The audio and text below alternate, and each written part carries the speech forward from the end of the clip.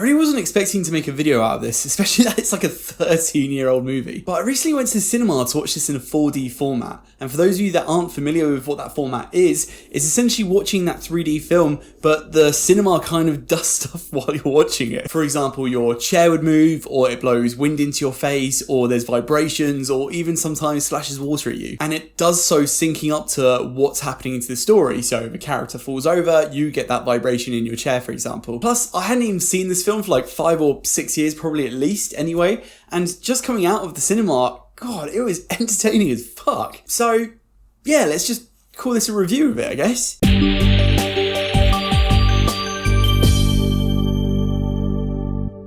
Avatar. And for those of you that may have noticed, yes, it does look a little bit different behind me, and that's because I've recently moved house, so trying to keep the background as similar as possible. And to be honest, it's looking pretty similar. But yeah, anyway, this 2022 re-release is an upscaled 4K HDR remaster, with some of the scenes in the movie being upgraded into 48 frames per second. I don't know if it was a testament to how good the original movie looked or to how unnoticeable these changes were, but I couldn't really tell you which specific scenes felt like they had been retouched or improved on. Which, in a way, is just insane, because it just goes to show that this film that came out 13 years ago still looks better than most films that are coming out today. Watching this on the big screen again just reminded me of how stunning this film was. Story-wise, it holds up pretty well too. It is basically just a rehash of Pocahontas, but the world building is very in-depth, and it doesn't surprise me that James Cameron wanted to explore this further. 3D never really took off from the early 2010s. It went to being a format that everyone thought would dominate cinemas and everyone's homes,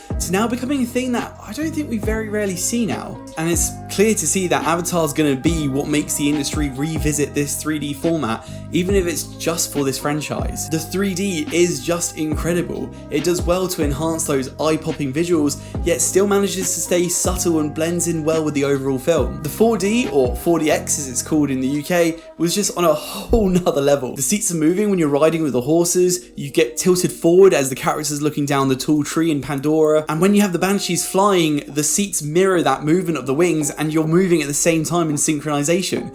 It's really bizarre. At first, I'll be honest, I didn't really think I was going to like it, and it took about 10 minutes to adjust until it essentially became this 2.5 hour long theme park ride. I don't think I'd ever watch a film for the first time using a 4DX format, as I think it takes away a little bit from the story and just appreciating the overall visuals that are on screen. But it does make a perfect excuse to rewatch your favourite films. During Act 3, where the war's going on, you've got air shooting out of the seats behind you and it's brushing your ears and it feels like you're just dodging bullets.